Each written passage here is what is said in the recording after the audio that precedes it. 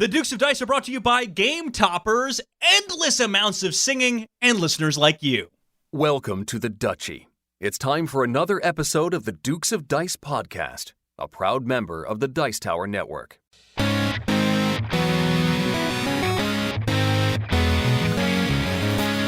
Coming to you from the Duchy in the Duke City, Albuquerque, New Mexico, and the Gateway City, St. Louis, Missouri, it's The Dukes of Dice, a podcast about board card and occasionally role-playing games. Today, Abby jumps in to review the initiative from Unexpected Games. Then, Alex and Sean take a look back at the reviews of Cartographers and The Crew in their Dukes Quadruple-Take. And now, The Dukes of Dice. Hey everybody, welcome back to the podcast. This is Sean. Don't cry. Don't raise your eye. It's only Teenage Spaceland. Yeah, I figured mix it up. You know, people expect me to just say "and Alex" all the time, but you know what? I'm not going to be who everyone wants me to be, Sean. I certainly don't want to be who you want to be. Wait, is that what? Right? No, that's not right. So yeah, you're Alex. I'm Sean. I already said I'm Sean, but you kind of said you're Alex. Yeah, we're naming this episode Teenage Spaceland. That episode title. I feel off now. I feel like I'm just totally off. You've ruined my flow. Is it worse than the time you literally forgot to mention your name at all? Yes, it is worse because it was all, it flowed. It still flowed for me. Anyway, we're naming this episode, as I said, Teenage Spaceland. That episode title, thanks to a little-known person, a little-known guild member, Steve O'Rourke, the Name Father, who names all of our episodes. And man, not all of them, but it seems like that sometimes. And we tried really hard not to give this episode title to him. But it just works really, really well. So you've got Teenage, that's bringing things from the initiative, space, there's the crew, land, cartographers, and then it's obviously a reference to the Who song, Alex. Yes, I'm familiar with this song. The name of the song is? Bob O'Reilly. Oh, I thought I was going to get you. No. Yes. I know this one. Well, a lot of people think it's called Teenage Wasteland. I would say at one point in my life, I would have declared that specific song my favorite song of all songs. Interesting. Yeah. Are you a big Who fan? Not really. I mean, you know, just that particular song. Yeah, that particular song. You didn't ever listen to albums all the way through, did you? No, that's not my thing. Yeah, no, that's not your thing. The only albums I've listened to all the way through were Weird Al albums, or musical albums where there's kind of a story you're going to track. But sure, you know, broadly speaking, an album, no, not usually. Okay, all right, fair enough. Anyway. Thanks to Steve O'Rourke, the Name Father. That's a fantastic suggestion. We were just kind of talking over about, which we were trying to give it to someone else, but we're like, this is just too far ahead of everything else. So good job, Steve. And in fact, we get help naming all of our episodes from our Board Game Geek Guild, which is Guild 2008. And we do have some very solid runners up, but I mean, this was it. Specifically, King Everything is Splendor. You can get upset with BJ because it was, or not BJ. The name. Get upset with BJ if you want, I guess. But no. Might as well. The name Father Steve O'Rourke stole it from you with a pretty good one. But yours was right up there. That was a super clever one. Anyway, a lot of good ones this week. Sean, how are you? Alex, I'm okay. I'm doing okay. It's it's getting hot. It's summertime. I feel like I'm ready for a vacation. Do you have one planned? Just Sean Con coming up in early July. Oh, not just around the corner. It's just 2 days off. No big deal. I had someone who I just went out to a happy hour with some former coworkers, and this particular coworker took 2 days off for the first time since COVID, right? Excited to do it. Finally, I get some time off. And they were managing 5 people's worth of work. And then they came back and they were managing 11 people's worth of work. Oh. Yeah. So, and with no communication or anything. So, just if you go on, hopefully after Sean Con, your client load doesn't immediately double. Unless, yeah. Maybe that would be a little bit much at once. Not double. It won't double, but what percentage would you like to see your client base increase, Sean? 0%. Oh, I would like to get new clients as old cases wind up. At this point, I'm at capacity. I'm at capacity or close to it, I think. But I mean, I don't know. It's fine. Everything's fine. all right. Is everything fine? Oh yeah, everything's fine. I'm just exhausted, Alex. Well, you're always that. That's nothing new. I know. What can I How's say? Chewy? Chewy's good. Mariah's good. Raquel's good. Everyone's good. Well, we'll hear how Abby is. How's baby? What's the name I gave the baby? You said Shawnette? No, that wasn't. Oh yeah, no, Shawnette. Shaunafer. Yeah. Everything good? Yeah, fine. I don't know. You'll hear more later if you listen, which I guess you have to because you're editing the thing. Well, wait a minute. How you don't know what you're going to say? So this is one of the few times. Usually, you and Abby wind up recording the review prior to us recording our portion, and this is one of the few times where that's not the case. Well, I'm sure this is just invigorating to listeners hearing all this. Yes, Sean, I give you my word that we will have some discussion of how Abby is doing, as well as unnamed baby project. Well, that may make it into the recording. It may not make it into the final edit. Oh, I see. You might cut it out just to be spiteful. I understand. Right. Just so I could prove you a liar. Oh no. What he always wanted, I handed to him on a silver platter. I'm undone. Hey. No, I'm fine. Work is picking up and busy. Kind of a fun. Okay. I think I mentioned a number of episodes ago, because that's when this happened. Anthony Harlan, longtime friend of the Dukes of Dice, who we met at a convention at Dice Tower Con in Orlando. Just needed an extra person at a table. He came and sat down, and we became basically camp friends for a number of years afterward. He had been working for Expedia. COVID happened. Then he wasn't working for Expedia. I helped get him on board at Sapper, my last company. And then I just poached him, and today was his first day at my new company. So, wow. Yeah, it's kind of wild. This one relationship at one convention has turned into something more. So, super happy to have him on board, and yeah, that's the news. Cool. Yeah. Not the news segment. No, we're not doing that.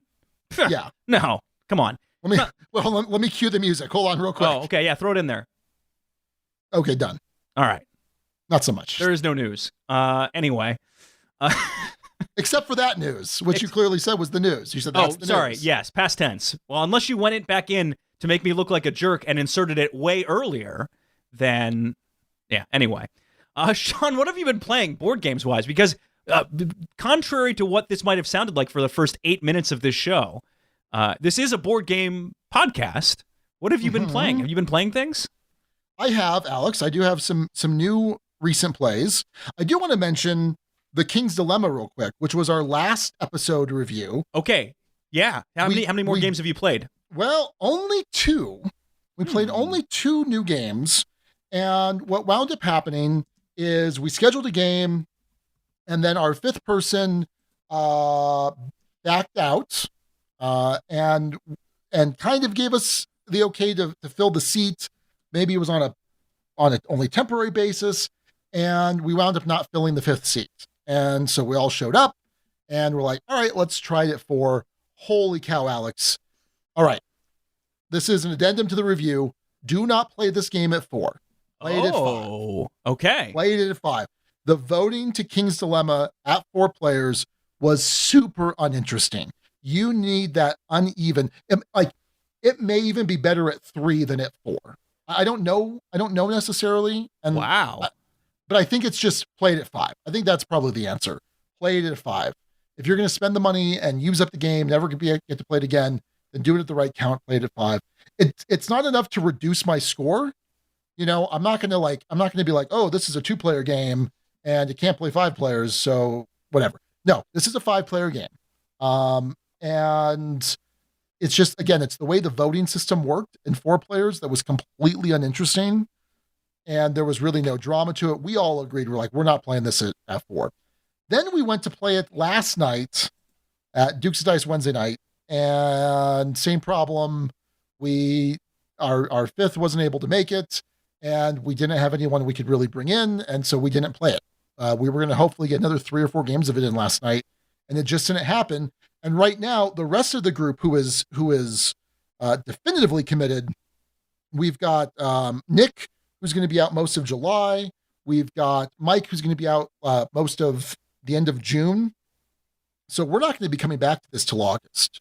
Oof. And if at all, you know what I'm saying? Like absolutely, we want to finish. We want to keep playing. We're all having a blast. Anytime you've got a legacy game and there's like significant delay, it's just, it's rough. It's certainly rough. So just wanted to mention that real quick. I still think it's a 6, which is what we both rated at Boxcars for the Dukes. But I would say play it at 5 nothing else. Play it only at 5. So, all right. Actual recent plays.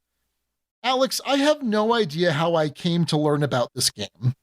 It is called The Wars of Marcus Aurelius, Rome 170 to 180 CE.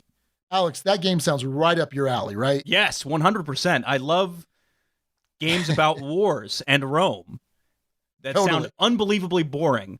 This is a solo game. And okay, I said before, I have no idea how I learned about this game. And it took a while for me to get this game. There was something I was watching or I was listening to, some game, and they're like, well, maybe it was some, so it's a card-driven war game. It's a card-driven solo war game. Card-driven games use multi-purpose cards.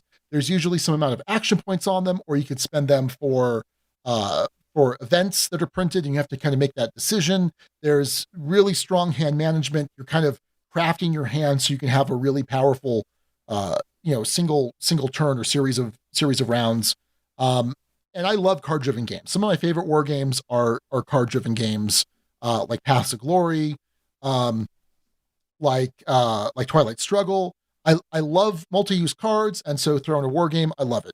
Somehow or another, I learned about this game and people saying, hey, if you like card-driven war games and you want to play a solo game, check out The Wars of Marcus Aurelius. And this was like a year and a half ago. I think it was like right at the start of COVID. But I can't remember what got me here. So the only place that it was ever coming back in stock was Board Game Bliss out of Canada. And they're like, well, we're out of stock. And so I clicked the button to say, well, let me know when it comes back in. So fast forward a couple months, I wake up, I got an email, Board Game Bliss. And they're like, hey, guess what? It's back in stock. I'm like, oh, sweet. I go to buy it. They got like 3 copies in stock. The email went out at like 1 a.m, and they were all gone by the time I woke up at 7. Oh, wow. So I'm like, oh, okay, fine. And then I fast forward about 2 months ago, so another 6 months or so forward, and they're like, we got it. I got the email. I think it was like 11 o'clock at night. As soon as I got the email, I went over, I bought it, and I got it. And it's pretty cool. So weird way that I learned about this game, and weird how it got to me. But this is like I said, a solo card-driven war game where you are playing the Roman Emperor Marcus Aurelius, and you are trying to manage these campaigns, fighting the various barbarian hordes in Gaul, I think. Oh God, I don't know. I think Gaul. Meanwhile, you're also having to manage your popularity in Rome. You're also having to manage other foreign wars in other parts of the world. And basically, at its heart, there are these 3 barbarian tribes that are trying to advance. It's not Gaul, because they're coming into Rome. So it's just like German, I think. These 3 barbarian tribes that are basically trying to go from the top of the board down a space at a time until they're able to actually invade Rome. And the game is divided into, I think it's over a 10-year period, and each 10-year period is divided into spring, summer, fall, and winter, and you get a decreasing number of actions throughout those months or those seasons, just to kind of show the logistics of, it's harder to run a war, run a campaign in the winter. And you also, I think you draw fewer cards. That's what it is. You draw fewer cards. and you are basically allocating certain Roman legions to the various campaign theaters, and then you're engaging in combat with the barbarian groups in each of one of those theaters.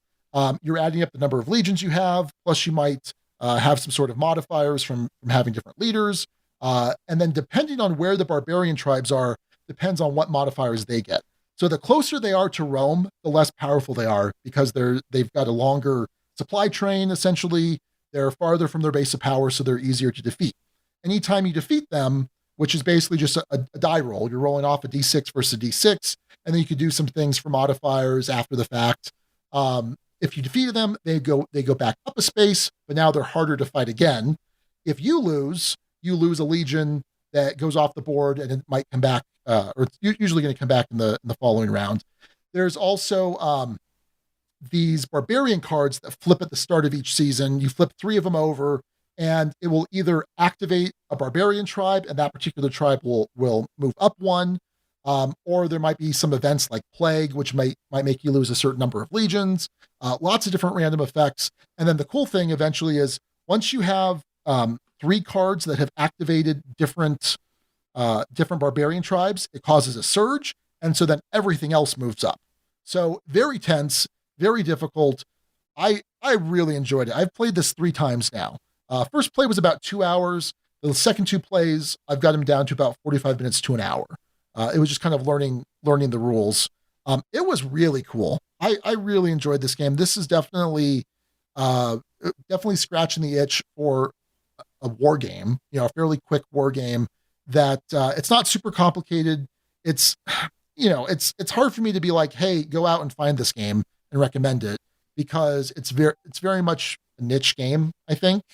And there might be a couple listeners that might be interested.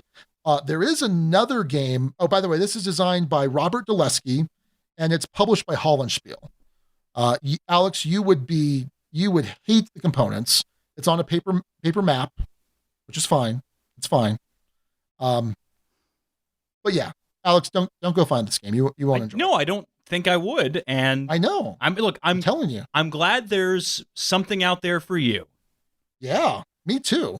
There's another one of these games called Stilicho, Last of the Romans, also designed by Robert Dulesky. I'd mentioned this on Twitter, and someone had mentioned, hey, if you like this, you should check this out. And I think it takes place in Spain. So I did also sign up for a notification on Board Game Bliss for whenever they get that in stock, because I do want to play it. It was pretty fun. Very cool. All right. So yeah, that is The Wars of Marcus Aurelius. Go check it out, or not, because it's weird, but I liked it. Sean, I'm going to talk about another war game, which is odd. I'm not usually the war game type. This is a game called A War of Whispers. Have you played this one yet? I have not, but it looks really interesting. It is really interesting. So A War of Whispers is Game of Thrones-esque. You're playing, so you're not playing as different warring factions. You're playing as families trying to influence the factions. And the structure of it is I think fairly brilliant and also relatively simple. There are 5 different tribes, maybe 6, but some number of tribes on the board, and you have secret influence that you're kind of cheering for. So for instance, at the end of the game, if the brown tribe wins, I will get 3 points per region they control. Sorry, not if the brown tribe wins, just at the end of the game. All right. Blue tribe, every territory they control is worth -1 point for me, so I'm actively rooting against their success. But all of these things are face down, so you don't know who's rooting for what or what that all looks like. So it's kind of secret influence. You're trying to kind of be the puppet master. You have, at the start of a round, you're going to place your agents, they're effectively workers, out to different actions around the board. And each faction has 4 different actions, all of which will get executed in a round. And they'll either be executed by the person who's on them, or if there's no one further to the left of them, then they'll get that. So as an example, Sean, let's say you were playing on the red faction and you had the first space taken up, and I had the second space taken up, and then you had the 4th space out of the 4 spaces for red. You would get actions for the first one, I would take the second action, and then you would get the third and fourth actions until obviously something moved, changed, adjusted, whatever the case is. It might be the other way around. It might be you get all the actions after. It's immaterial. Basically, every action will be taken by the faction, and usually there's a couple of options.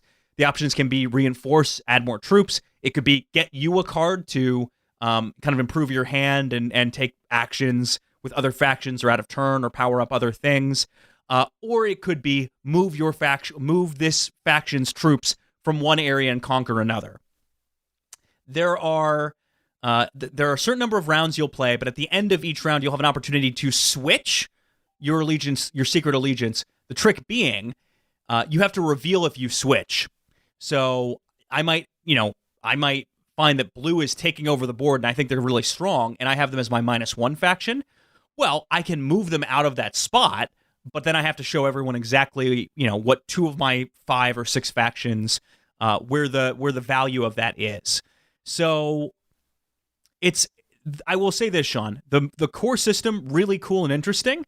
The card play is not really well described, and we definitely fumbled our way through it. So I enjoyed this one. It plays 2 to 4. I think it would play. We played with 3 when I tried this. Would be eager to try it again at some point. But yeah, a smooth system, kind of bogged down a little bit by uneven card play. But that's War of Whispers from Starling Games. Over to you, Sean. Alex, why is it when we talked about the Spiel and the Kennerspiel des Jahres nominees last episode, you failed to mention the Kinderspiel nominees? Because I don't care about them yet? Okay. All right. Fair enough. That's fair why. Enough.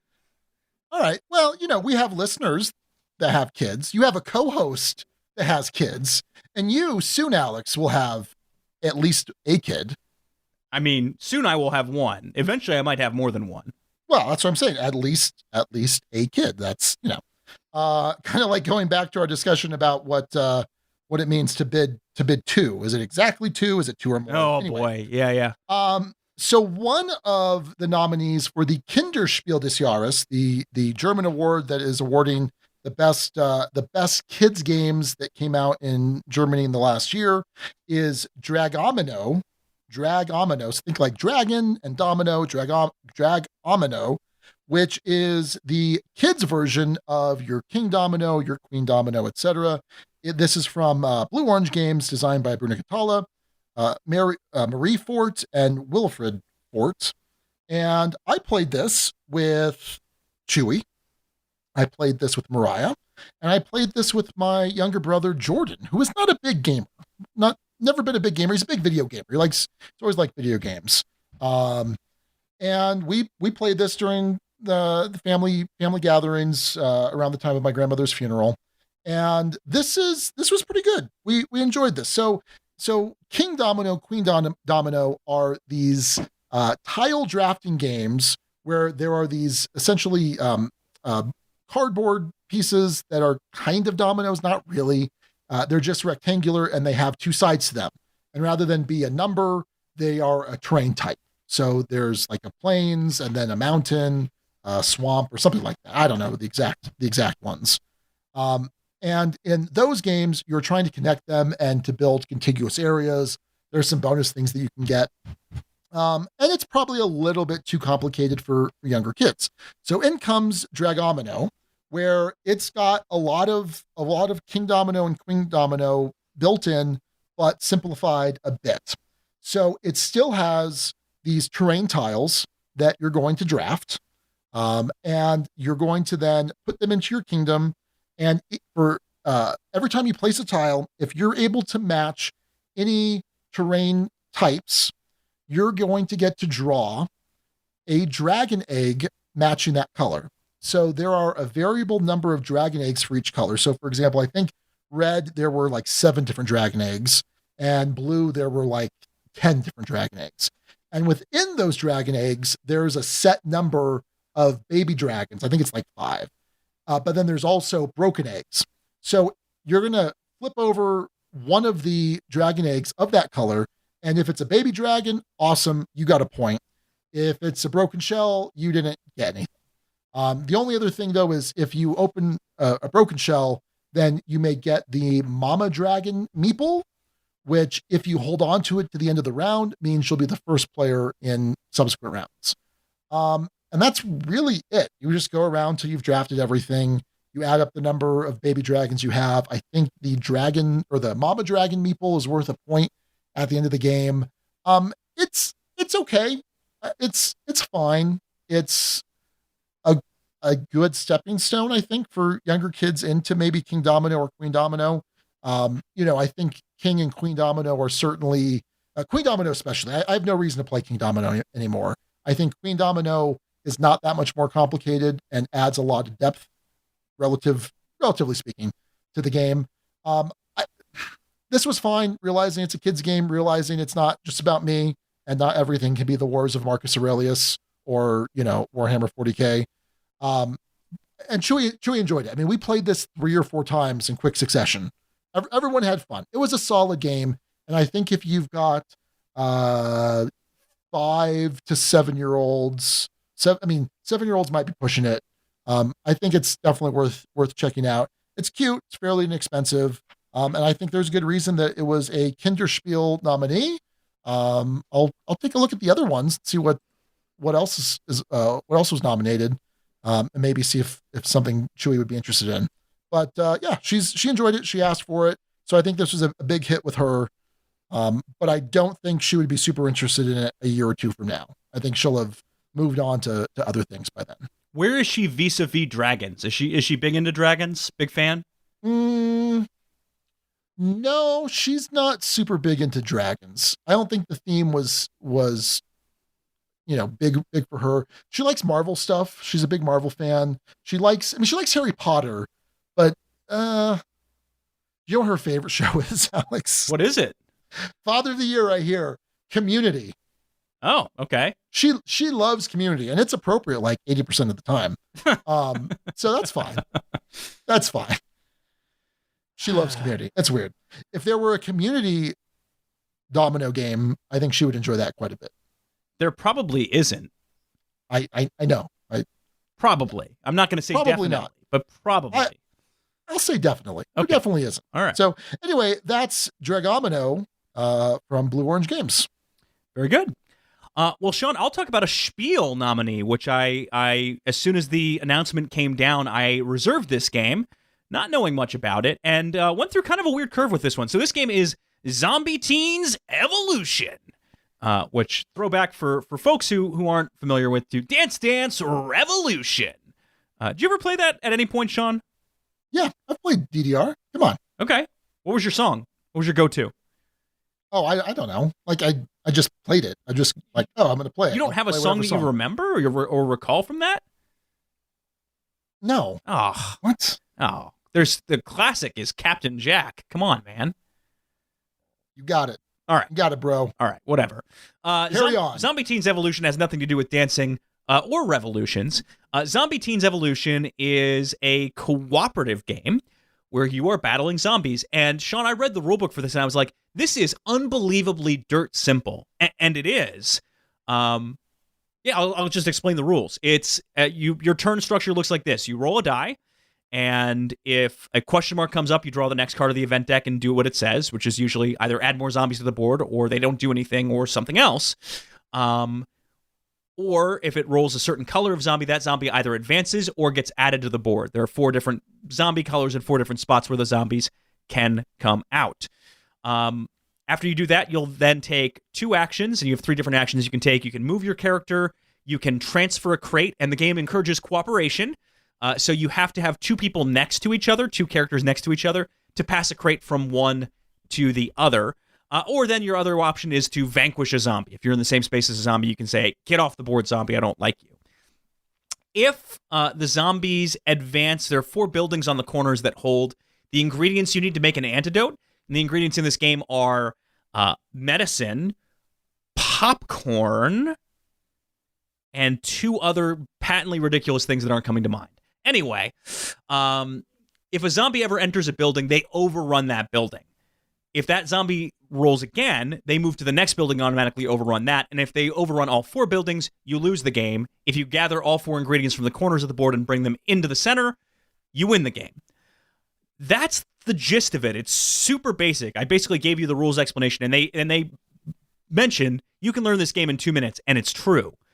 But here are the 2 cool things about this game. Number 1, the evolution in the game implies that the game, quote unquote, evolves.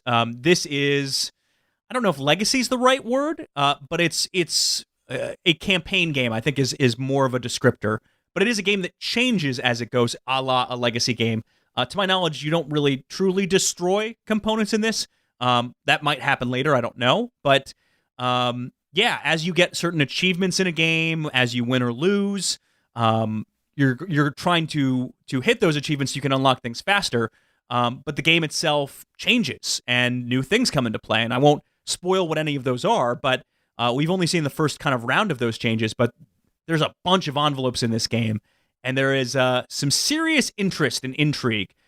That's one of the cool things. The other cool thing, Sean, is the simplicity of this kind of gives it a bit of an addictive nature because your turns go lightning fast, and setup and breakdown for this game is also lightning fast. So it's one of those where you would play 3, 4, 5 in a row and be done in, about an hour. So the quick iteration time on this, plus the fact that it evolves, makes it really intriguing. I find it really cool. Sean, I will say this. I think it is absolutely one that Chewy and you would enjoy. Huh, okay. Yes, because the mechanics are so simple, at least at the start. Maybe they would evolve to a point where she's, gets a little bit too much. I don't know. But I think because of the cute nature of the art, like this is not, blood and guts zombies. This is cutesy zombies to whatever degree that is. But again, the mechanics, I just described them entirely. It is dirt simple, and I think one that the 2 of you would really like. It's also one Abby and I have both enjoyed, and I'll get her thoughts later once we talk about the review, kind of comparing this and the initiative, because that evolution element to it sort of has some similarities. So, in any case, that is one of the Spiel nominees this year, Zombie Teenz Evolution. Yeah. Sean, give this one a look. I don't know how available it is over there, but I am now ordering it. Oh, okay.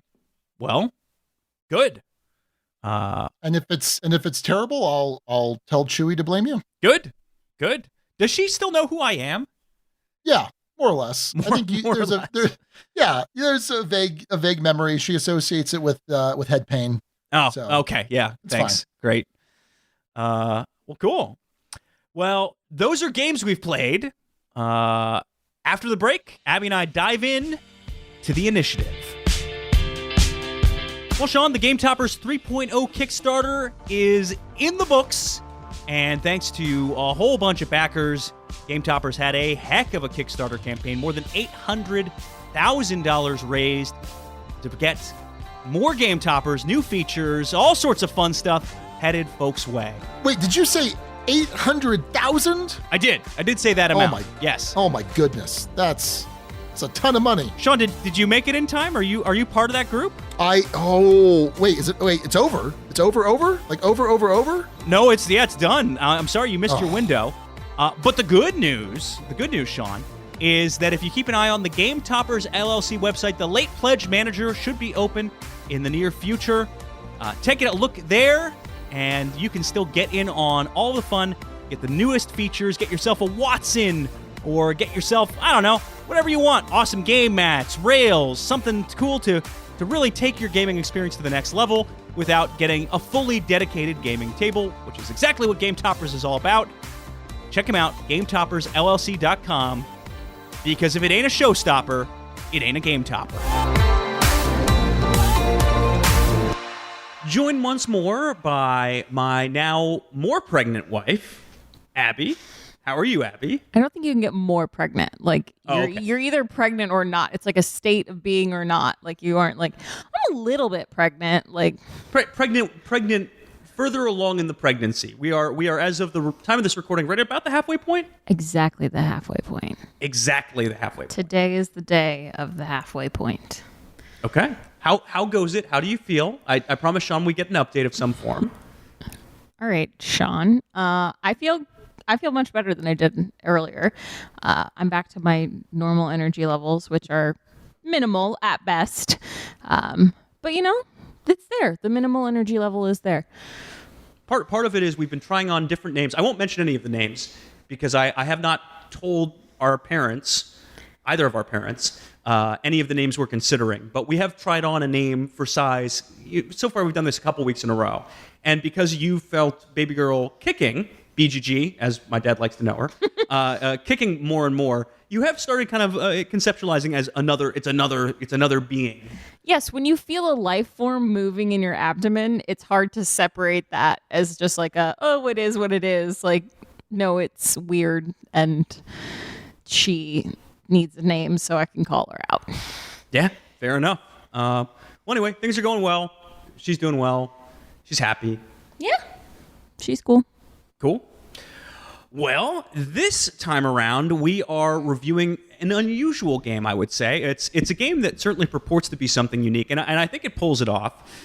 It's a game called The Initiative, and for background, this is the first game from a company called Unexpected Games, done by pretty much legendary designer Corey Konieczka. Corey, if I'm just looking at the resume, it's a long one. You have Descent Journeys in the Dark. You have Star Wars Rebellion, Star Wars Destiny. You have a whole bunch of games. Corey's a prolific designer. This is different than a lot of those in many ways, and different from a lot of things out there. This is, I would best describe it as a game within a game, and it's sort of a cooperative, pandemic-esque type game meets an escape room. That's at least what the pitch is. Normally, this would be where Sean would go, full bore into rules. But before I even do that, I'm actually going to change up the order just a little bit. Abby, what were your expectations for this game going in? Before we had played anything and you just kind of had seen the cover, whatever else, what were your expectations for the initiative? I mean, you are good at picking games that I like, so it wasn't like out of it. You used pandemic-esque to describe it. We played Pandemic once, certainly never like the legacy version of that. So to me, that feels like when you describe something as pandemic, it's the time of period that we've just currently lived through and Sure. not a game. So that always is like, wait, it's what? Oh, the game. But you sort of use like escape room as a way to describe it.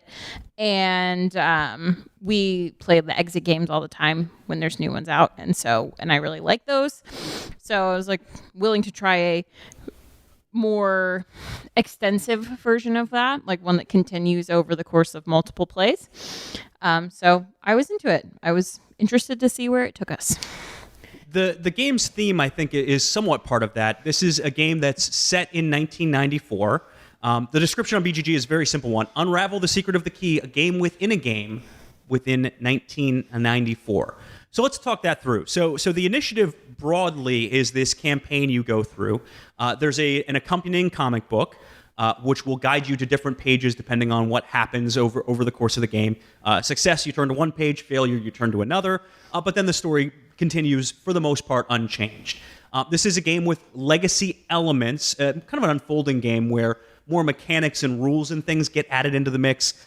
There might be effects based on your decision on the deck, but there are these secret cards you're going to ultimately uncover, flip over. There's other little hidden tricks, and we're going to do our best not to spoil anything as part of this. No spoilers. No spoilers. But at the core of this game, inside of that is a game called The Key, which in the story of this game, in the world of this game, is an old board game that these kids, these four friends, find at a garage sale. I'm going to be careful in how I dance around. Okay, so the key itself, how you would play in a basic level is you have a hand of 4 cards each. We played this exclusively at 2 players, though it does play anywhere from 1 to 4 players. And on your turn, you are going to take one of 2 actions by playing cards. You don't have to take your full 2, and in fact, oftentimes, you want to take just 1 action for reasons we'll describe. But you can take up to 2 actions of the following. You can play a card to move. You can play a card to effectively intel, it's called. Gather intel from another location, basically flipping over these clue tokens, which from another action, gather. When you gather these clue tokens, you will start decoding a puzzle. Each mission you play in the initiative will have some question you're trying to answer. And oftentimes those answers are in code. Codes and code breaking are a major theme in this game. So you're going to try and gather these clue tokens scattered around the board.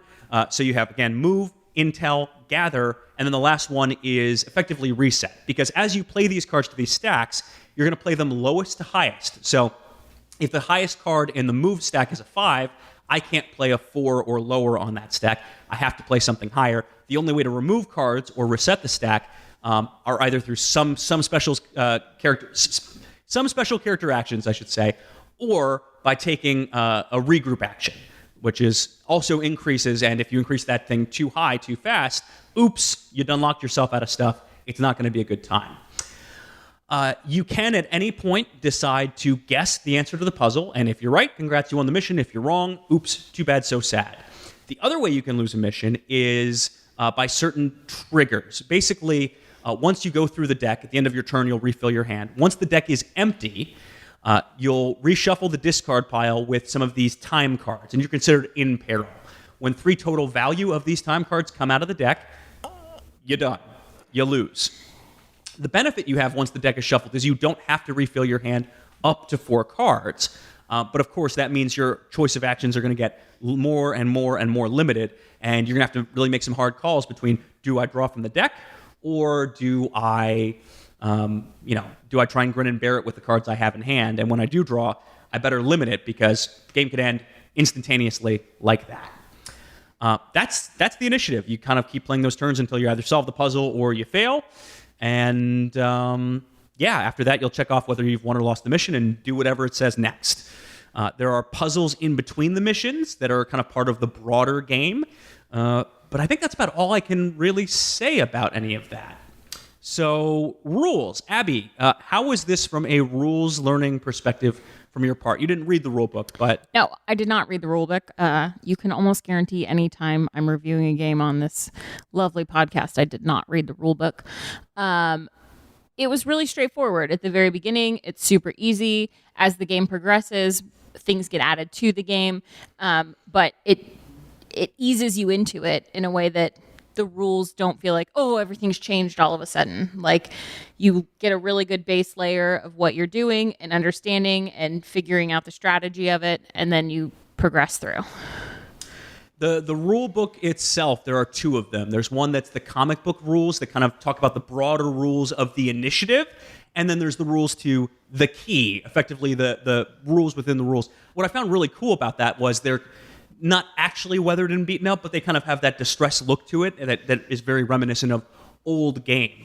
And it really easy to understand. The game itself is not overly difficult from a mechanical perspective, so it's not hard to get into, and I think the rulebook does a fine job of setting exactly what you need to do, when you need to check out cards, when you need to check off things or not. We ran into very, very few points of confusion with the rules as far as that all went. Anything you can recall that I think there were a couple moments maybe with abilities that we might have had to check? I think nearer to the end of the game, you start having more special abilities and special characters that have appeared throughout your missions.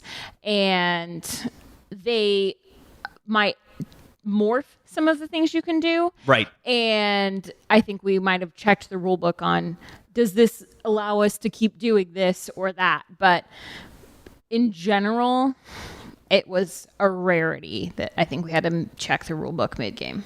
Yeah.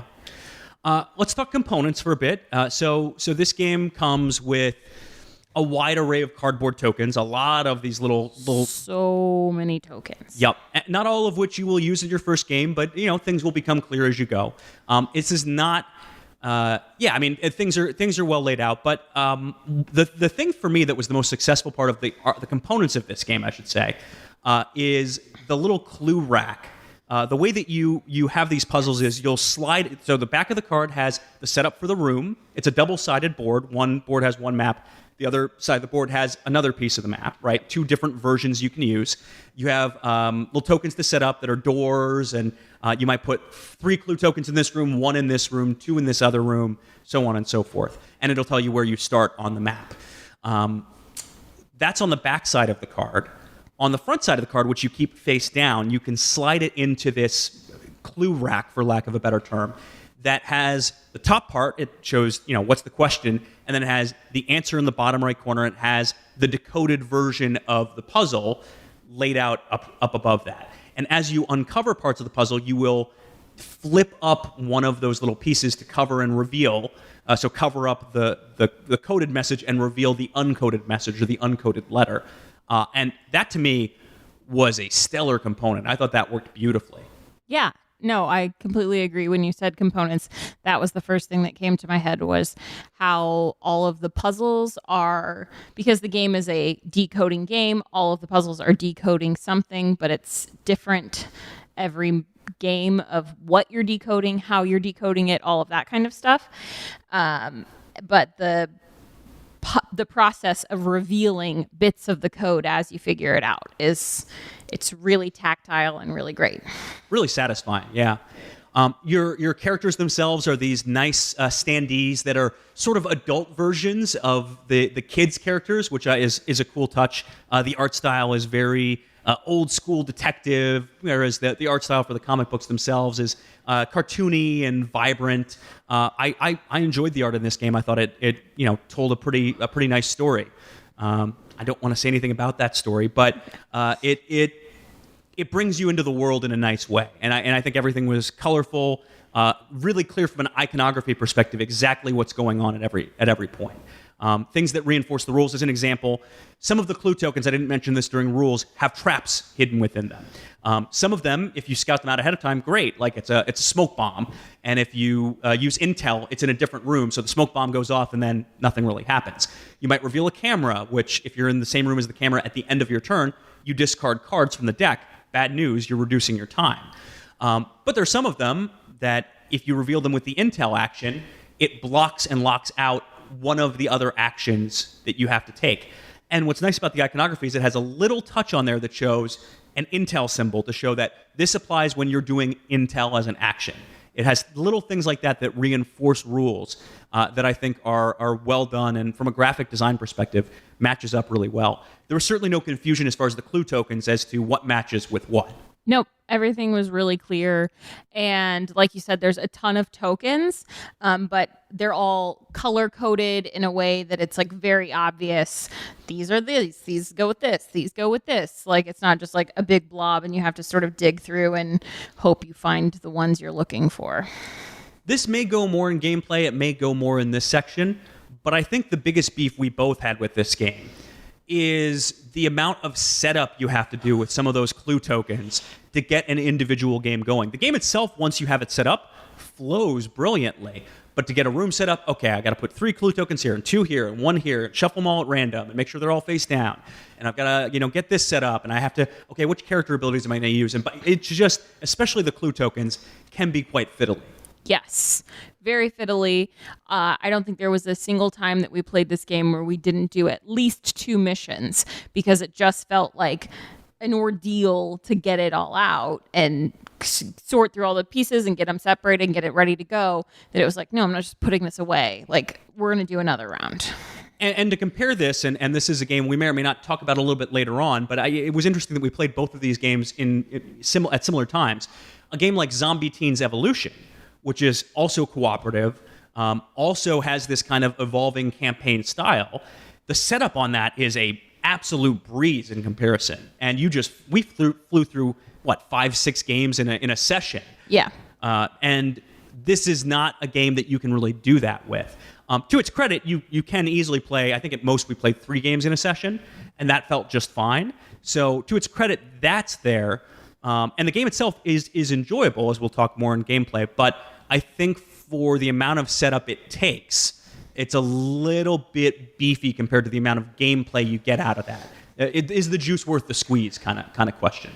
I think it depends on if you enjoy solving puzzles. Yeah. Well, and so let's jump into the gameplay, because there are really 2 elements to discuss here. One is that core game of the key. The other is, to whatever degree we can without spoiling it, the broader game and the puzzle solving there. Because what this game is trying to merge is escape room style puzzle solving that's tied into, things in the comic book and in other places versus puzzle solving within a game. And it's trying to blend those two into a cohesive experience. Because of that, the pacing of the games are perhaps a little more uneven than you might get in something like Pandemic as a cooperative game. In Pandemic, you might be pausing for a moment to, I need to think this turn out. I need to think about what's next. I need to really judge things out. But there isn't one big moment where you're just trying to solve everything all at once. And in the initiative, because you can kind of just put the game on pause and freeze for a bit, there are going to be moments where you're just sitting there trying to figure out this puzzle. And the game itself that you were playing grinds to a complete halt. Now, if you like escape room style games, this is nothing unusual, because that's exactly what happens in any exit game while you try and figure out a puzzle and break it down. But in this game, because it's trying to be more of a cooperative game, I could imagine with 3 or 4 people finding that experience a little more frustrating. I liked that we played this thing at just 2. Yeah, I would agree with that. I think if you had more people, it could get frustrating. Also, in terms of less so in the puzzle solving, because while you're waiting for someone to take your turn, you can be looking at the puzzle, thinking, "Oh, what could it be? What are the possibilities?"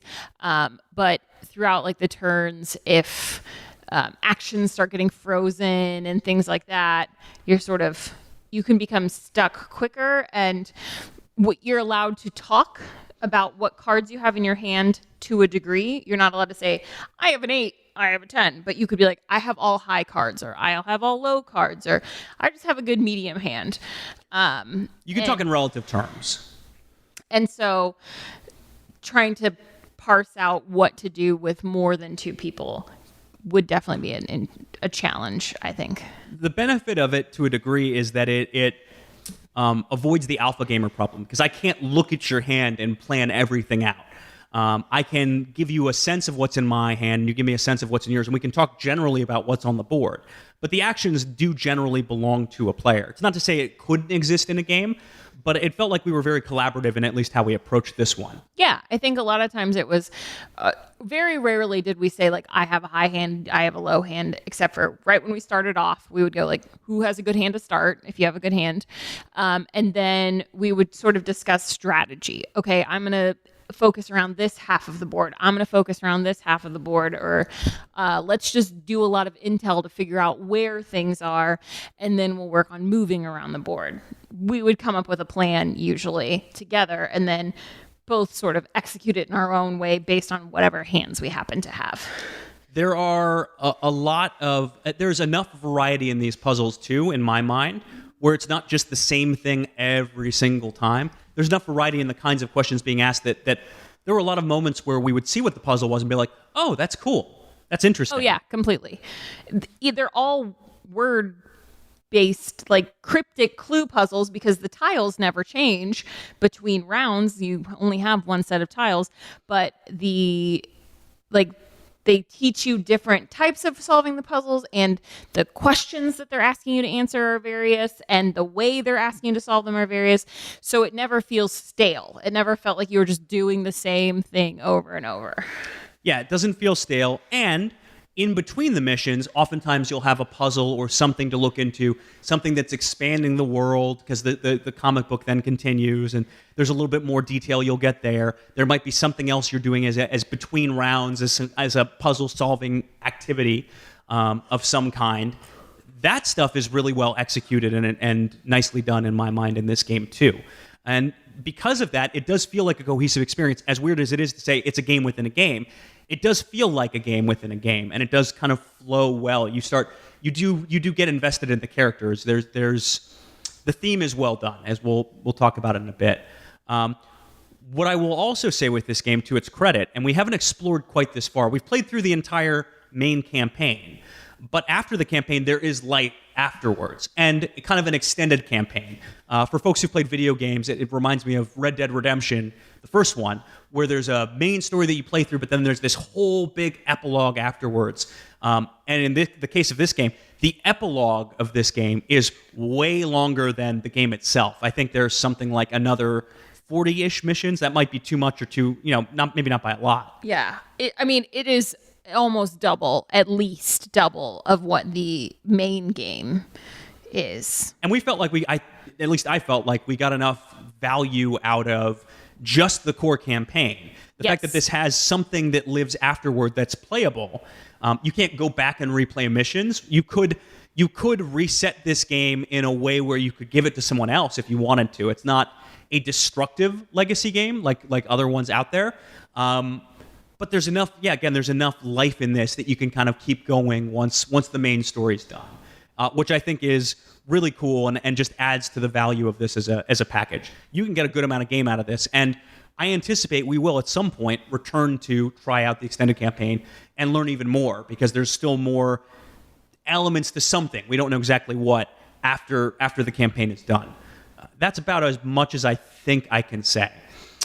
Theme-wise, did the theme of this kind of Stranger Things-esque teen coming of age, did that add to it, subtract from it? Did it help you get into the game, or what were your thoughts there? You keep saying Stranger Things. I don't think you've ever seen Stranger Things before. I've seen Stranger Things season 1. Have you? Not all of it. Yeah, this isn't very Stranger Things, besides the fact that it's like kids.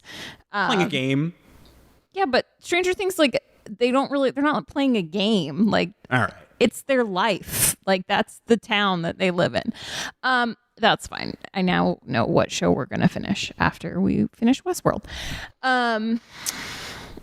So the theme is very well done. I'm usually not a theme person in terms of like, I get immersed into a theme and I feel like, oh yeah, I definitely felt like I don't know. They don't really try and like make you feel like you're anything in these games besides like, these are the kids playing a game with their friends and this is how it's impacting their lives or whatever. And this is the story behind it. And you sort of kind of go like, oh yeah, like it's easy enough to imagine like I'm playing this game with my friend and this is the story behind it. Like it's not a difficult theme to get into and it works very well for the way that the game within the game setup is. It connects. It does flow. I don't even want to say. I don't want to say anything beyond that. There are some things I could say about the story. If someone else has played through the campaign, DM me on Board Game Geek. I want to talk about the end of the campaign.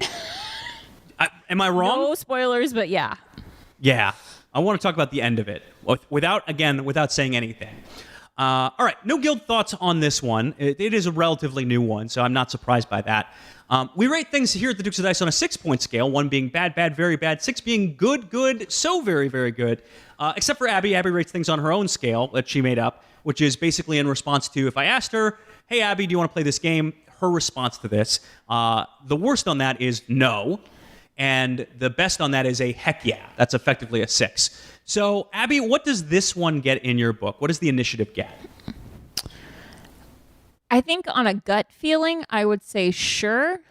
But in general, when you asked me if I wanted to play this game, it was usually a yeah. Like, unless it was late at night, because you had a tendency to ask me to play this game at 9:30 when I was newly pregnant and tired. And so then sometimes it would be like, no. But that didn't have to do with the game. That was just more my energy levels. I think generally, yeah, it was an intriguing enough game that it kept me interested and I enjoyed playing it. Do you think we'll still have this and have played more of it a year from now when the double take comes along? I mean, we will have an infant in the mix. So I think that question becomes a lot more complicated. But yeah, I think so. Okay. Especially because it's one we know. So I can definitely see it being one that's like, hey, let's get this one out and play a couple rounds. I'm of about the same mind as you are in terms of where my score is. I'm hovering somewhere between a 4, which is belongs in the duchy, we'll keep in the collection. We're certainly not going to get rid of this anytime soon. 5, game is great. And there's a part of me that wants to give this game a lot of credit for the innovation it has, because there really isn't anything exactly like this. There are games that unfold. There are games that have these legacy elements to it. We've seen it more and more with a Zombie Teenz Evolution. I want to play My City with you, which I think you'll really enjoy, and perhaps even Pandemic Legacy someday. But this, because it has those escape room elements and it pulls them off really well, And it has me lean slightly towards a 5, but just from a pure enjoyment. The game itself is well executed. The core game, it's smooth. I like the card play with it. It's somewhere between good and great, and I don't know exactly where it falls. I'll call it a low 5 for now, and we'll see where we end up on a double take. So, that'll do it for the review of the initiative. Abby gives this one a 5. A little bit of a hesitancy, kind of like me. And I give this one a low 5. I think closer to great than good.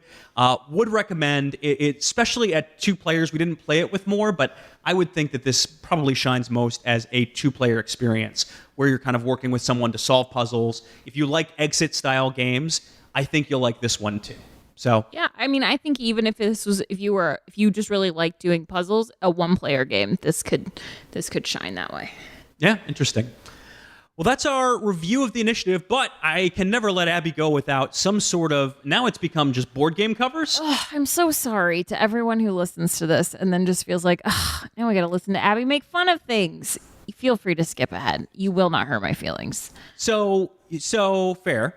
That being said, this is going to be a slightly different one. This was suggested on the Guild. Oh? Yes. So I asked for board game covers for you to judge. And I didn't get any specifically for you to judge, other than I got the suggestion Your from... people are sick of it. Yeah, well, maybe. Alex Pistecki suggested that you should predict the 3 Spiel des Jahres category winners based solely on box covers. The Spiel des Jahres, for context, for listeners who don't know, and maybe just as a refresher for Abby, who probably knows, but I'll just throw it in there anyway. I know that it's an award. Yes. In Germany. And Yep. It's either for the grown-up games or the games that Abby likes.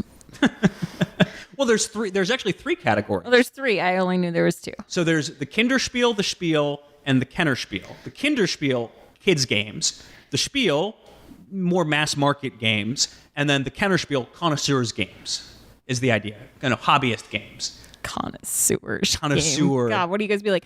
I'm a board game sommelier. I'm here to just experience.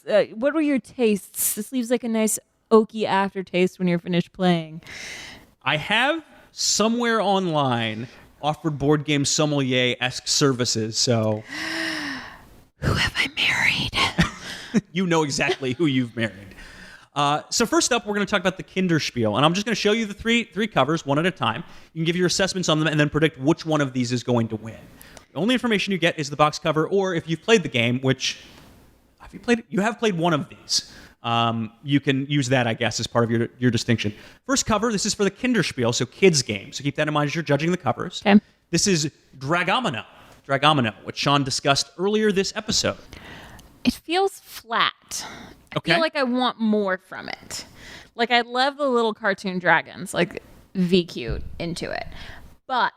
V-cute? Yeah, they're really cute. It just feels like a worse version of that show, Dragon Tales. Oh, I never saw that. Yeah, like, I get it. They're for kids, though. I feel like Connor or Quinn could be into this. Connor and Quinn are our niece and nephew. Yeah, they're 8 and 5. I guess the thing that's like getting me this is that like that movie just came out. What, like Raya and the Lost Dragon? Yeah, and like seeing commercials and previews for that, like it just seems very vibrant, and this just feels a little bit flat. All right, next up, second contender is a game called Storytellers. Ooh, this is adorable. I love this. I'm very into this. It has 2 little cute kids on the cover. One of them is a little boy, and he has a backwards baseball hat on, and one's a little girl, and she has a headband with little cat ears on it. And they're kind of on a planet-esque thing, and there's different stuff around them, castles and whales and boats and houses, and this is adorable. I love this. Okay. Also, like, it's a good name. Storytellers. Yeah, you tailoring the story. Yeah, that's great. All right, and your last one is Mia London and the Case of the 625 Scoundrels. I have not played any of these games. Well, these are Kinderspiel, so these are meant to be kids' games. We don't have a ton of these I thought yet. you said I played one of these games. Not one of these games.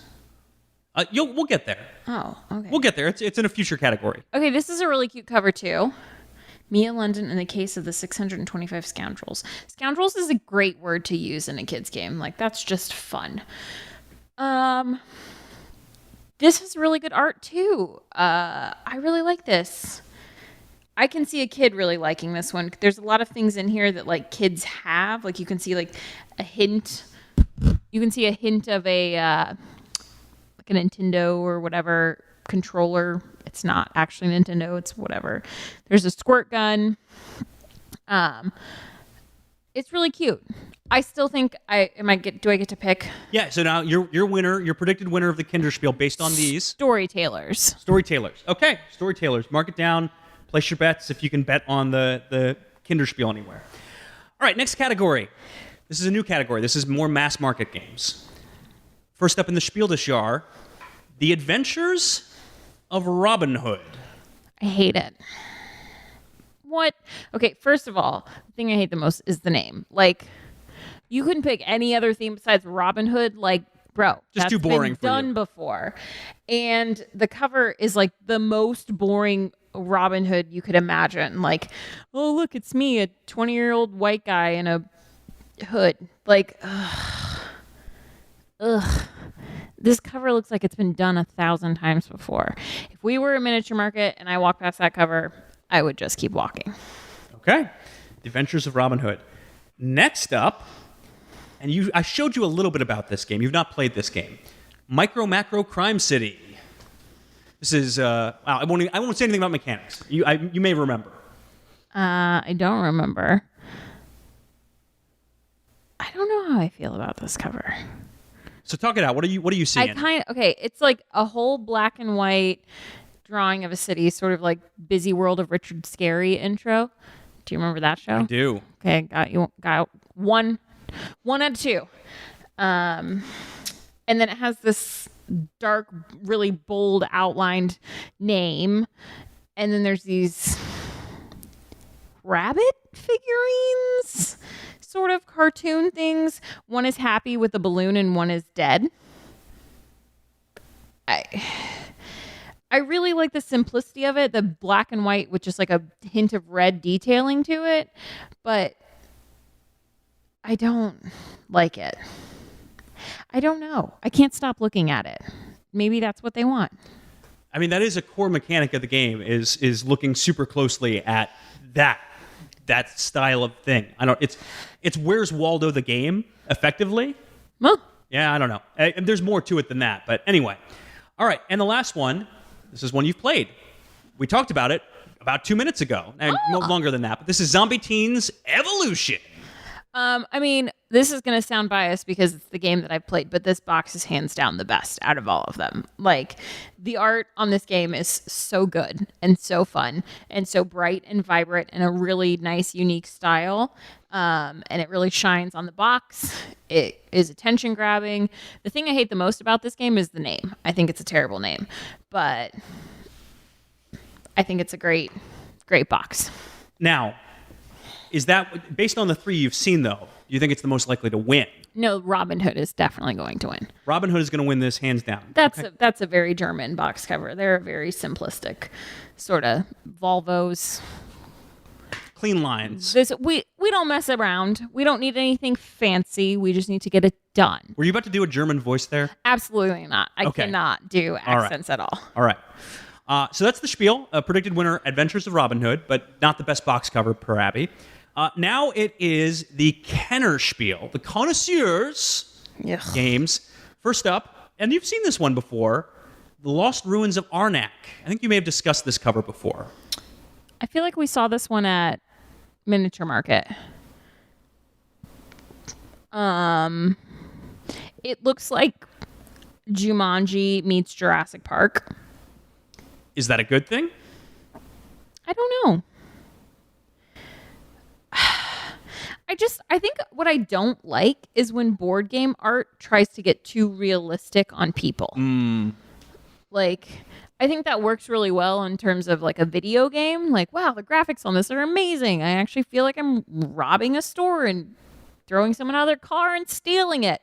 Like, that's cool, whatever. On a board game, like, there's nothing that makes you feel like it's an actual person when you're moving a standee around a board. And so when the art is like so trying to be realistic, it almost takes it away from. It falls into the uncanny valley. Yeah. Is your thought? It's just too much. Like there's some really cool details in this box. Like where it like looks like vines, but actually some of them are hidden snakes. And there's these like ruins that are really well done, but they're just all in the background.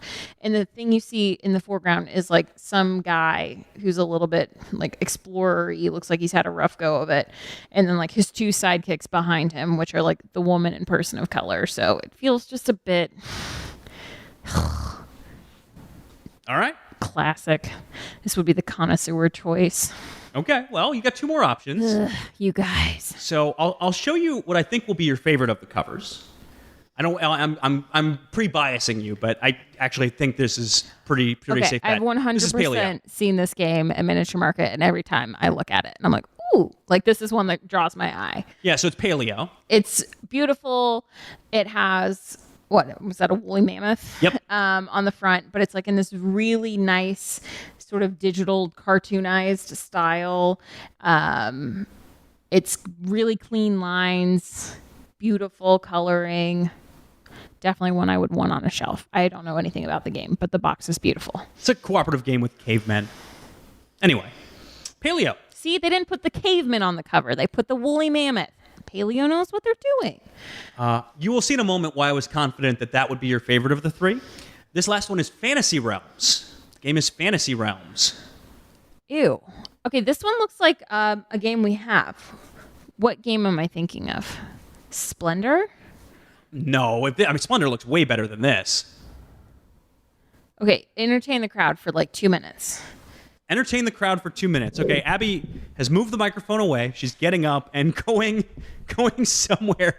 She's going to go hunt on the shelf. It may not even be upstairs. Oh, she's going to wander around. This is the one, for context, that I had said does not belong in the Kennerspiel. Who knows if it wins or not? But gameplay-wise, not a chance. Abby, has she found her target? Nope. She's going to the basement, and you know this is important to her if she's going to walk herself on downstairs. Not a favorite place for her to be. What else can I talk about? I've got to ad-lib here a little bit. Designer Bruce Glasgow. What else did you do, Bruce? Let's look. Oh, yeah, we've talked about this before. Betrayal at House on the Hill, which I think from a cover perspective, Abby might like a little bit better. Okay. I'll describe what's in the cover for a moment. It is a king sitting on a throne, appears to be outdoors, with a giant mountain in front of him, kind of things fading and cross-fading into other things. He's got his hand by his side on the throne. He's got another hand kind of on his chin. Abby has pulled Splendor. So Splendor is what... Hang on. We'll give her a second. Look at the picture. Okay. And look at the Splendor box. So I get what you're saying. I'm just talking about... They're the same. Quality of art wise, I think that's a sharper looking box than this by a good amount. I think they're both bad. Okay, that's fair. You do like Splendor as a game, and I do think, by the way, you would like Fantasy Realms pretty well as a game. But as a cover, for you, this is a mess, yeah? Yeah, it's a terrible cover. None of these reviews are commentary on the games, because I haven't played any of them besides Zombie Teens. And I'm all out of breath because I ran up and down the stairs. No, the games could be great. I have no idea. Obviously, they're all up for awards, so generally people like them. This is me just being judgmental. Well, and last year's winner of the Kennerspiel was The Crew, which you really enjoyed, and we're talking about later in this episode for our Dukes Quadruple-Take. But that's a game you really liked. Yeah, great game. I mean, who doesn't love a trick-taking game, though? Cartographers was another nominee that year, too, which you also like Cartographers. Here's the thing. I like a small box game. If it comes in a small box, I'm probably going to like it. Fantasy Realms is a small box game. Yeah. No. You liked Red Rising well enough, and this is a simpler version of that. Yeah, I did like Red Rising a lot. So, I don't know. I mean, the box on Red Rising, though, is fantastic. Yes. Yeah, you do like a good Stonemaier box. This show brought to you by Stonemaier Games. No, the winemaking box I'm not really into. Not into viticulture. It's a little more realistic. Again, you don't like that style so much. I think when we get a chance to play that game, you'll like the game, but that's neither here nor there. You're predicting... Is this not a board game review podcast? It is a board game review podcast. So it's here. It is here. Sorry, it's here. You'll like it. I think you'll like it when we play it, but that'll be I have to make sure you're of good energy to learn something because it's a beefier game, for sure. All right, of those three, Lost Ruins of Arnak, Paleo, and Fantasy Realms, your favorite cover is Paleo. Yep. But which one wins? I think Paleo wins it. Oh, interesting. Okay. That would be, I would say, an upset. But if it happens, you heard it. What are the bookmakers? What are the odds makers saying on this? I would think the consensus, this is based on literally nothing. I would base it on my opinion, and my opinion says that this one's going to win. Lost Ruins of Arnak, I think, is the likeliest to win. But, we'll find out. Very good. Abby, thank you for your due diligence with helping us out with a review and with helping us with covers. Also, thank you for carrying our unborn child. Yeah, you're welcome. We're about to go have a movie night, so also leave your opinions on In the Heights, because those are things I care about. Leave your opinions on In the Heights on the Guild, I guess. We could do a musical review. Ooh. Has anyone ever tried a musical board game?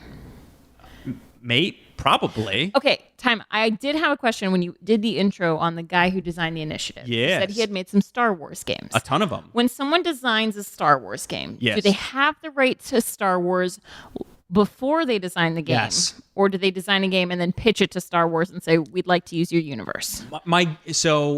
This is a good question. Within the board game space, a company called Fantasy Flight Games, this may have changed, but as of the time he published all of those, had the rights to the Star Wars board game editions. And so I imagine Fantasy Flight got several pitches from board game designers to design a game within the Star Wars universe. But no, they had the rights ahead of time, and Corey was on staff at Fantasy Flight, and so would make games within that universe, and happens to be a really good designer. So cool. Thanks for answering my question. You're welcome. Love you. Love you too. Bye. Bye. You are listening to the Dukes of Dice, proud members of the Dice Tower Network. For other great shows in the network, check out dicetowernetwork.com. Back to Alex and Sean for this week's Dukes Double Take. All right, this week it's time for the Dukes Quadruple-Take, and we've got a couple of heavy hitters this week, Sean. Going back to episode 227, North, Sleuth, East, and Quest first. And Sean, you had the listen on this one, so what were our thoughts on Cartographers when we talked about that game back in that episode? What does heavy hitters mean to you in this context, Alex? Heavy hitters in terms of games that have stuck around a little bit longer, and I believe they were both Kennerspiel nominees. And they were. Did the crew win? Who won? Oh, I forget. You look that up while I describe what we thought. Yeah. But yeah, both Cartographers and the crew, we talked about both of them together in episode 227. So Cartographers, this is the Thunderworks game. It's a flip and write. Alex, you gave this a 4, and you said that you intended on scooping up this game. And if you'll recall, Alex, at the time, you did not play the actual game. You played, there was like an online-ish version, like an unofficial online version. It was like a Word document or something. Yes. Yep. Or not a Word document, it was Excel, but yeah. Okay. You really enjoyed the puzzly nature, and you appreciated that it kind of had a gateway nature. Overall, you thought it was well done. You were confused. We both were confused that this was nominated for a Kennerspiel des Jahres, the connoisseur game, because of its weight. You said you liked it, but you're not necessarily in love with it. I gave this a 3. I said anything in this kind of genre, the roll and write or the flip and draw or the draw and draw, whatever you want to call it, it needs to do something special. And I didn't feel like this quite did something special. Just didn't quite do it for me. I said it's probably a better game than I'm giving it credit for, especially if you're someone who really likes to draw or doodle. And for me, that's not me. Like, yeah, I have like kind of an artistic side with painting miniatures and whatnot, but whenever I'm doing any sort of like board game or anything that requires any sort of drawing, I just want a quick little thing and get it done with. We bet you Clemens Franz would have the most amazing cartographer sheets. Yes, So- we did mention that. So, Alex, did you wind up picking up a copy of Cartographers? I did follow through my word, picked up a copy, and have played it Wow. since. Have played it in person. There was a little pandemic get-together over at Abby's parents' new house where we were with her and her sister's family. And yeah, we played this a couple of times, and everyone really enjoyed it. And I may have said, Sean, you can correct me if I'm wrong, but you may have said that I may have said that this one I thought would be better in person because of the drawing element of things. Mm-hmm. And I think that was absolutely the case.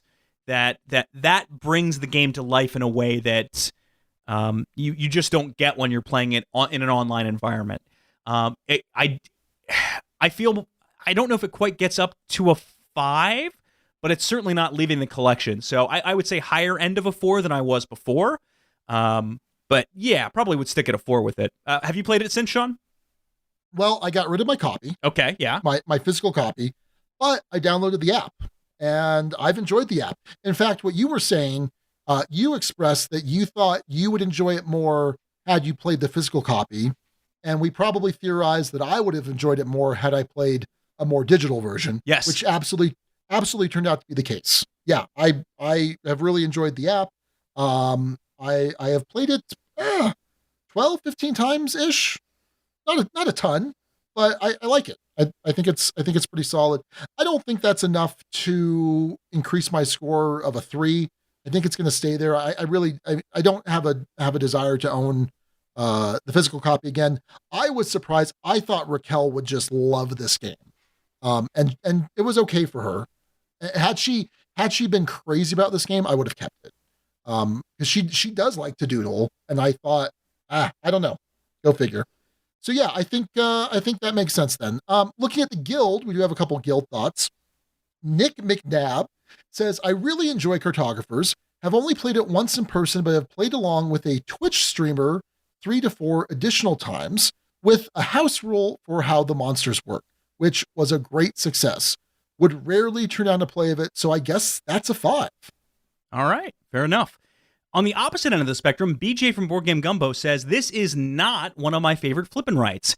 I'd much rather play almost any other rando writer, and yet when my buddy Jay and I tried out the expansion material, it seemed to spice it up enough with the new maps and new cards and new mechanics to want to play more. The base game's just too bland, probably a 3 for me, as I'd much rather play something like Welcome to, or better yet, Rajas Dice Charmers, which I have not tried yet. There we go. Nor I. And Sean, doing some research, this was a runner-up for the Kenner Spiel. The winner of the Kenner Spiel is the one we're going to be talking about next. Okay. So yeah, that is The Crew, which is a cooperative trick-taking game where you're running through a series of missions that add complexity, add rules, add objectives to that particular trick-taking game. So Alex, you gave this a 5 out of 6.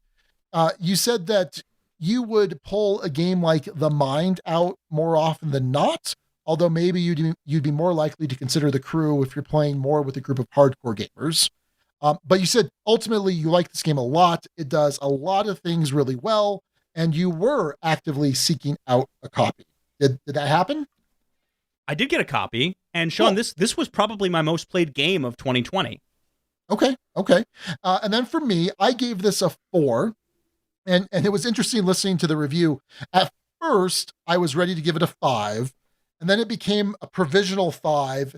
And then I was just wavering so much. And I'm like, yeah, if I'm wavering this much, I can't in good conscience give it a 5, because that's how that works. So I said, okay, I'm going to drop it down to a 4. There are other trick takers I would be quicker to pull out, understanding that this is a cooperative trick taking game. It does things in a very unique manner, and it's really interesting. I feel like a year from now, I might be more inclined to give this a higher rating once I've played it more in person. I'm trying to remember. I don't recall listening to this in the review. I think I'd only played it online, even though I'd owned a copy of it. I picked up a copy. Maybe Raquel and I played it. Now I don't remember, because it's 3 players minimum, right? Yes. So I'm not sure. Now I'm not sure. but the struggle I have is, okay, if I'm going to play a trick-taking game, if I'm going to put a trick-taking game in my bag to go to the shop or go wherever, I'm going to pull out Skull King. It's nice and small, and it's a 6 for me. I don't know. So right now it's going to stay at a 4 for me. I haven't played it. I haven't taken it out to bring it up to a 5. What about you, Alex? Is it staying at a 5 for you, or is it ascending? No, it has to stay. I think it stays at a 5. I don't quite have that same level of sublime love for it, but I will say it's fit more situations than I thought it would. It's been one of those where I've really enjoyed playing this with multiple different groups. Especially my folks really love this game, playing it with them, as did Abby's sister and their family.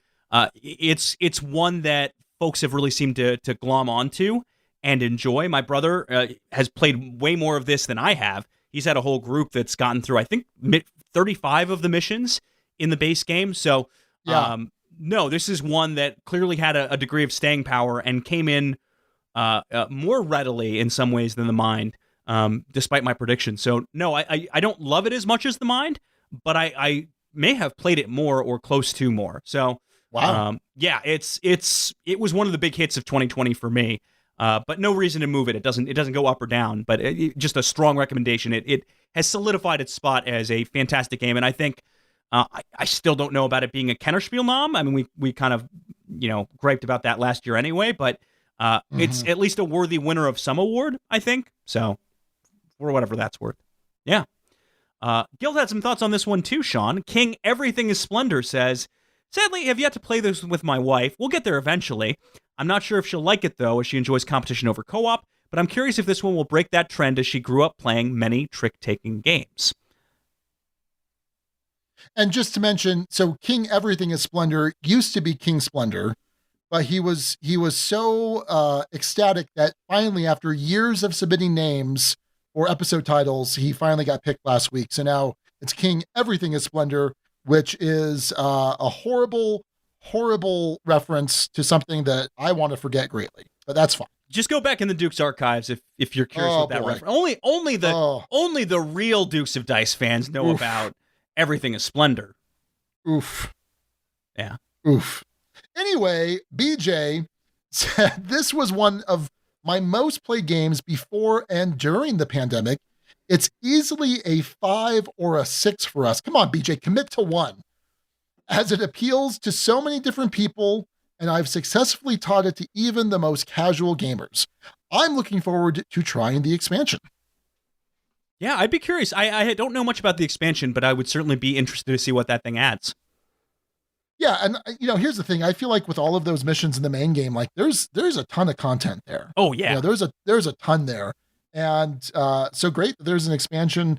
Again, and what I mentioned in the review too is Mariah's not a huge trick-taking fan. Raquel's not a huge trick-taking fan. So it's not like it's going to get played here. I don't know. Maybe I'll bring it with me next Dukes of Dice game night and see if we can get to the table. Yeah, fair enough. Well, that'll do it, Sean. Dukes Quadruple-Take in the bag. Cartographers stays where it is. The Crew stays where it is. So, yeah, there you go.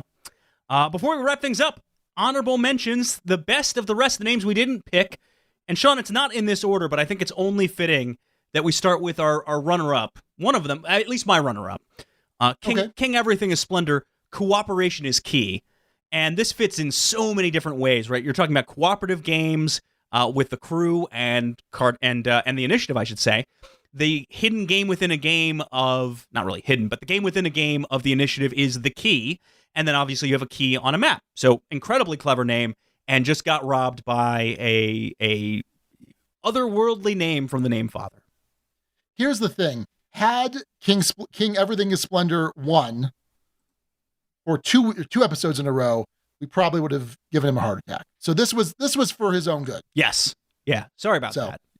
You're welcome. You're welcome about that. I mean, also both. Yes. All right. Josh and Gur suggested Row for Initiative, kind of playing off the role for Initiative in D&D and other other RPGs. And so I think the idea here is there's like a rowing crew, and that's the Crew. I don't know. Does it take into account cartographers? I mean, there are rivers, right? There's water features in cartographers. So it's referring to that it comes from the role. What is it? Something universe. You know what I'm talking about? Oh, the role player universe? Yes. From Thunderworks? Yeah. Yeah, that's what it's referring to. Okay. Yeah. What? Okay. I mean, I'm telling you, that's the connection. Okay. Because it's a role playing game. In an RPG, in a role playing game, you roll for initiative, and there's this sort of RPG ish universe represented in role player. It's a slight stretch, but it was a good name nonetheless. Yeah. No. It's solid. Yeah. Next up, Jimmy DM90 with, this is kind of a before and after puzzle. Trick, take the initiative. Take the initiative. So trick, take the initiative, but combined into trick, take the initiative. So referring to the trick taking, and then of course referring to the initiative. I always love those little before and after puzzles, but took my mind a little bit to wrap around that. So yeah, Pat Sajak would be proud. Yeah. And then Alex Bistecki suggested Plan Redacted from Outer Space, and I think that's a play on Plan 9 from Outer Space. Isn't that supposed to be like one of the worst, like one of the best bad movies of all time? Correct. Yeah, hilariously awful. Yeah. And so you've got kind of the space element there, and then I guess there's a bunch of stuff redacted from what I recall from the review. Yes. Not having listened to it yet. Yes, the review that we've definitely recorded at the point we've recorded this part of the episode. Yeah. Yepers. Yes. Yeah, no, good name. And then, yeah, planning out kind of, or mapping out the world is sort of the reference there. So, good job, Alex. Okay. And then finally, BJ from Board Game Gumbo with I Saw the Sign. And that's it. He doesn't go further, but there's more to that. I know this song. It's an Ace of Base song. You know what? I hated Ace of Base, and I think it's very popular to continue to hate on Ace of Base. But for whatever reason, I have come to enjoy Ace of Base over the last 7 or 8 years. It's sort of maybe your musical evolution, kind of like maybe someday you'll get into Jimmy Buffett. No, that will never happen. That will never happen? No, that won't happen. Meanwhile, 10 years and 200 episodes of the Dukes of Dice later. No. Well, okay, so explain to me I Saw the Sign. Well, there was something written on the guild, but I closed that tab, so let's see. Well, while you are looking for that, I will mention there is a hilarious, I think it's a video on Cracked, the old Cracked YouTube channel before they got rid of it. Now they've got new stuff. But it was Dan O'Brien. Was it Dan O'Brien or was it? Yeah, I think it was Dan O'Brien. And there's this theory that Ace of Base were a neo-Nazi group. That's the theory. And that this song is about them learning about Nazism, them seeing the sign as them understanding. It's a funny video, and I hope it's not true. It's an interesting theory. 1994 theme, plus mystery games, plus map symbols, plus mind melds in the crew is I Saw the Sign.